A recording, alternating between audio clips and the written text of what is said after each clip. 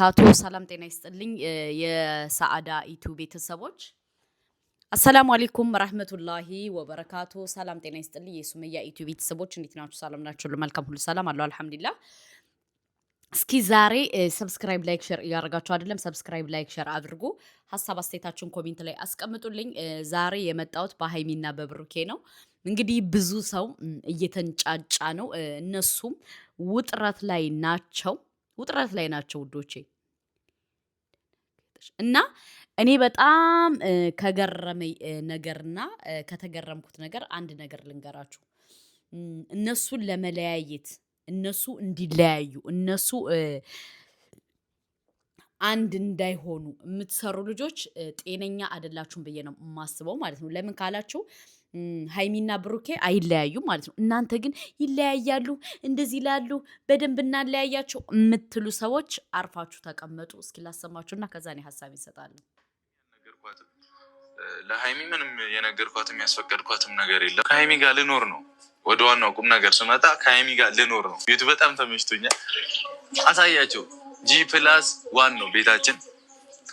ሙሉ ግቢ ነው የተከራየሁት። ቅመሜም ይህንን ነገር ስለማታውቅ እሺ ብላ በጸጋ እንደምትቀበለን ተስፋ እናደርጋለን። አንተ የት ነው የምታመጣኝ? ኧረ ቆይ የሆነ ሰው ላስተዋውቅሽ ነው። አንተ ያመሃል እንዴ? አይንሽን ጨፍኝ። የሆነ ግብድዬ ሰርፕራይዝ ላሳይሽ ነው። አይንሽን ጨፍኝ እንዳከፍቺው። እሺ እሺ። እንዴ ነይ። እሺ ነይ። እኔ ይዤሻለሁ። ነይ ነይ። ቁሚ። እሺ ምንድን ነው በጌታ ምን እየተፈጠረ? 1 2 3 አይንሽን ክፈች።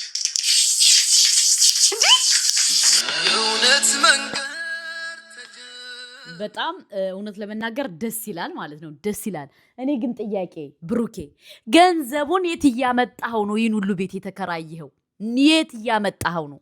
ምክንያቱም እኛ ኢትዮ ከጀመርነ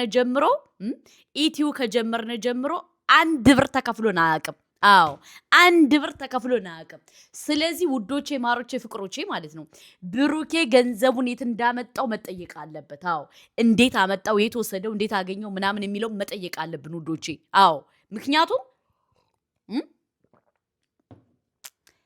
እንዲያው የት አግኝተኸው ነው ይህን ሁሉ ገንዘብ? ለማንኛውም ማለት ነው እየቀለድኩ ነበር። አንድ ነገር ልንገራችሁ። ምክንያቱም በሀይሚና በብሩኬ በጣም ብዙ ሰው አለ እንዲለያዩ የሚሰራ ሰው አለ ማለት ነው። እሱም ማን ነው? ምንድን ነው? ቀስ ብዬ እነግራችኋለሁ። አንድ መረጃ ስለደረሰኝ ነው። እሱ ምንድን ነው እንግዲህ ወይዘሮ ደንባሪት ወደ ሸገር ልትመጣ እንደሆነ፣ ደንባሪት ማን እንደሆነች ታውቃላችሁ ብዬ አስባለሁ። ወይዘሮ ደንባሪት ወደ ሸገር ልትመጣ እንደሆነ ሰምተናል።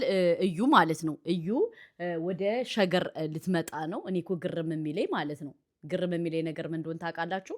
እኔ የምለው በዚህ ደረጃ ግን ጠምዳችሁ የያዛችኋት ለምንድን ነው ሀይሚን? በሁለተኛ ደረጃ ደግሞ እኔ በጣም ካሳዘነኝ ነገር እንግዲህ ጋሽዬንም አናግራለች። ጋሽዬን ደግሞ ስታናግር ምንድን ነው ልጁ የእሷ እንዲሆን ማለት ልጁ የብሩኬና የሀይሚ እንዲሆን እንዲመሰክር ነው የፈለገችው። እውነት ለመናገር ግን ልጅቱ ጤነኛ ናት ጤነኛ አይደለችም አላውቅም ማለት ነው። ምክንያቱም የምታረገው ነገርና የምትሰራው ሴራ እኔ በጣም ነው የሚያስቀኝ፣ እናቴን በጣም ማለት ነው። ምክንያቱም እንዳለ የምታረጋቸው ነገሮች ክፋት ማለት ነው።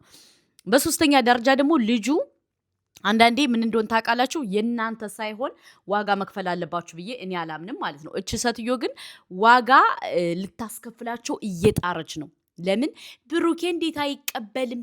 ልጁ የሱ ነው። እንዴት ለምን አሸሸገዳሜ እያለች ነው ማለት ነው። እና ለማንኛውም ሙሽማሽን አምነሽ ብትቀበይ ባይነኝ። ምክንያቱም ብሩኬ ሊቀበልሽ የማይችልም ልጁ የሱ አይደለም። የሱ እንዳልሆነ በደንብ ጠንቅቀሽ ታውቂያለሽ። ግን አንቺ ምንድን ነው ችግርሽ? በቃ የሆነ የቅናት መንፈስ አለብሽ። መንፈሱ አልለቀቀሽም። ምክንያቱም ሰው እንዲመሰክር ትፈልጊያለሽ።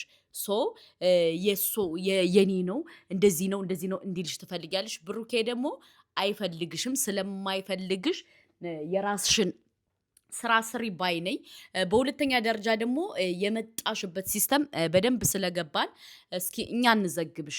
ምክንያቱም አንቺ የፈለግሽው ከብሩኬና ከሃይሚ ቤት ድብቅ ካሜራ አስቀምጠሽ የደረሰኝ ነው የምነግርሽ። ድብቅ ካሜራ አስቀምጠሽ እነሱን ለመቅረጽ ያሰብሽው ነገር አይሳካልሽም። ምክንያቱም እኛ አስቀድመን እንነግራቸዋለን። ገባሽ? አንቺ ግን ሁልጊዜ ችግርሽ ምንድነው? በቃ የእንትን አለብሽ፣ ቅናት አለብሽ። ቅናት በጣም አለብሽ።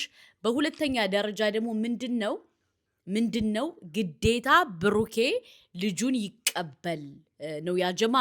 ብሩኬ ደግሞ ሊቀበል አይችልም። ምክንያቱም የምታረገው ነገር በጣም ነው የሚያስጠላው። አሁን ሰሞኑን እንግዲህ ዲኤንኤ እሄዳለው እያለች ነው። መቼ እንደምትመጣ እርግጠኛ ባልሆንም ዲኤንኤ ለማስመርመር ልትመጣ ነው። በጣም ከገረመች ነገር ደግሞ እንግዲህ ጋሽዬን ልጁ የሷ ነው ብሎ እንዲያሳምንላት እየጣረች ነው። ጋሽዬ እንዲያሳምንላት፣ ገባችሁ? ጋሽዬ ካላሳምንላት እች ልጅ ምንድነው ማናቱ ጭንቅላቱ አንዳንዴ እኔ በጣም ነው ግራ የሚገባኝ ማለት ነው። ገባችሁ? አንዳንዴ ከሰው ስህተት ከብረት ዝገት አይጠፋም ብላችሁ ዝም ልትሏት ስትሉ ትነቅላለች። እና ለማንኛውም እዩንና ግብረ አበሮቿን ብታስቆሟቸው ደስ ይለኛል። በሁለተኛ ደረጃ ደግሞ ሃይሚና ብሩኬ እንግዲህ አይለያዩም እንዳልናቸው ሃይሚና ብሩኬ ወደፊት በዚሁ አጋጣሚ ልንገራችሁ፣ የሰው ልጅ የፈለገ ተንኮል፣ የፈለገ ስራ፣ የፈለገ ሴራ ቢሰራባችሁ ፈጣሪ ካለው እናንተ ያልፍላችኋል። ገባችሁ? እና ለማንኛውም ይህን ነው እምላችሁ። በሰው ህይወት ደግሞ እየገባችሁ እንደዚህ ነው ባትሉ መልካም ነው። ምክንያቱም የሚሰጠው አላህ የሚነሳው አላህ ነው። ምክንያቱም እናንተ ግን ተንኮለኛ ስለሆናችሁ፣ ሸረኛ ስለሆናችሁ፣ ክፉ ስለሆናችሁ በቃ ሁልጊዜ ተንኮል ለምን ተንኮል እንደምታስቡ ባላቅም፣ ለማንኛውም ሃይሚና ብሩኬ አይለያዩም። ተስፋችሁን ቆረጡ። እነ ብርቄና እነ ድንቄ ማለት ነው። መቼም እናንተ አሁን በጣም እልሃችሁ እንዴት ሁለታቸው ከአንድ ላይ ይቀመጣሉ፣ እንዴት ሁለታቸው ሰላም ይሆናሉ፣ እንዴት የሚለው ነው ያሳሰባችሁ። አሁንም ቢሆን ደጋግሜ ልንገራችሁ፣ ሃይሚና ብሩኬ መቼም አይለያዩም። እንግዲህ አዲሱን ቤት የሰላም የጤና የአፍያ ያደርግላቸው። በጣም ደስ ይላል። ጂፕላሷን የገዙት ወዶቼ ገዝተውት ነው፣ ክራይ አይደለም ማለት ነው። እና እናንተ ግን ከክፋት ይልቅ መልካምነትን አስበልጡ። ገባችሁ? በተለይ እዩ ማለት ነው። ከምሬን የምነግራችሁ ለነሱ የማትሰራው ሴራ፣ ለማትሰራው ተንኮል የማትሰራው የለም። ለማንኛውም ከተንኮል ይልቅ ሰላምን አስቀድሚ። ሁለተኛ ደግሞ ዲኤንኤ ላልቹ ደግሞ ጋሽዬንም ለላክሹ፣ ጋሽዬ ደግሞ እዚህ ጋር አያገባውም። የሚያገባው ብሩኬ ነው የጉዳዩ ባለቤት እንጂ ጋሽዬ አያገባውም ማለት ነው። አንዳንዴ እኔ ጤነኛ አትመስልኝም ሁሉ።